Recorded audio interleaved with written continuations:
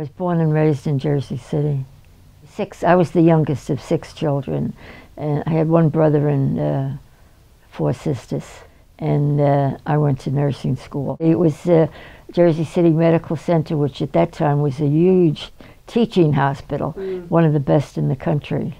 They were always, my father was very upset when I come home one day and said I had to bathe a man, and he was horrified. He didn't want me to go back. No, I worked at the Margaret Haig Maternity Hospital, which was part of the medical center, and I worked there for 9 months, and then I went to Seton Hall on some sort of grant that I don't remember, but 3 of us from the class went, and we were paid $90 a month. I waited September 41, and September 42 I went into service. What made you, because you enlisted? Yes. Right, what made you enlist? Well, the war was in Europe, you know, in the 30s, and late 30s, and the Red Cross started, you know, we knew eventually that the United States would get in because President Roosevelt really wanted to, but a lot of people were against, you know, going to Europe. Why were we involved with that? And so we joined it. They sort of, not pressured us, but, you know, they did influence us to join the Red Cross, which most of us did.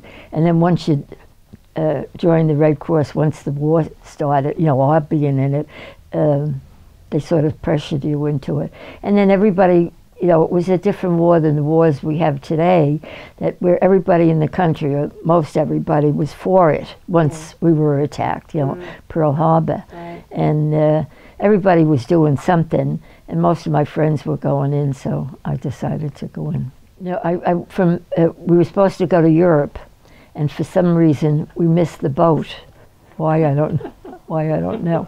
But when I entered service, I signed up for domestic duty, not overseas. Oh. And I was only in 2 or 3 weeks when I realized I was going to be shipped overseas. Oh, my goodness. So when we got down to the port in Brooklyn, where the ships were leaving from, our ship had already left. So they put us up in a hotel in New York City till they could change our orders. And then we went to Camp Kilmer in New Jersey. Oh, yeah.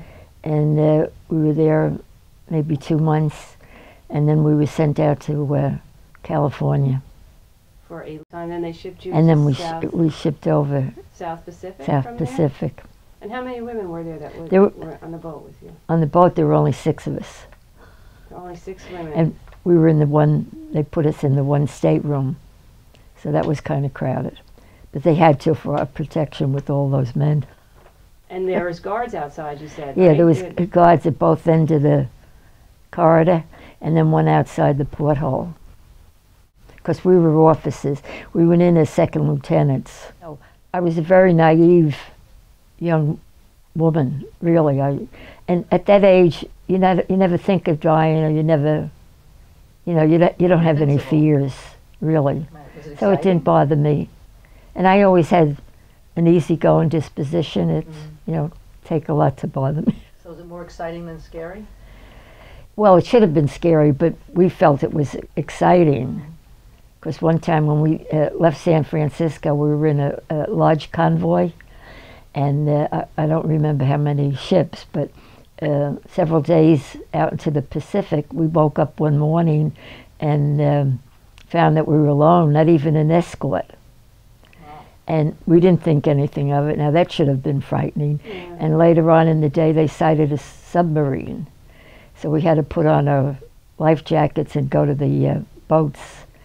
And we didn't think anything of that. We thought it was, you know, we were fooling around and never thinking that we could land up in the water or burnt to death or, you know, whatever. But you never thought those things, you know, at that time. We landed in New Caledonia, and I spent most of my time there. But I was also on New Hebrides and Guadalcanal. They changed it pretty often, so I spent most of the time on a surgical ward, and you were like in charge of the corpsmen, the enlisted men, and they did all like the heavy work. And they changed you fairly often, so you got a taste of everything. Did you see a lot of action there? No, not really. We used to get, we were a station hospital, and the first hospital that the boys went to was like an evacuation hospital, and they got emergency treatment there. And then we got them second. Oh, I see. And then from there they went to a general hospital, which, you know, for long-term care or, you know, complicated surgery. Mm. But we used to just get them, like, you know, just emergency care to enable to ship them out from wherever they were. When you said your dad passed, and they didn't let you come home. No. But then your mother got sick. Well, she shortly after, and yeah. they let you come back. Right? She had a heart attack, and they didn't expect her to live. So with the two at the, you know, practically the same time, then I was allowed. But a short time before, one of the other girls was allowed home after, I believe it was her father that died, and the plane was lost over. You know, it was shut down over. So I think that's why they stopped, you know, just for one death. Right. Then how long were you home for? Well, I was home,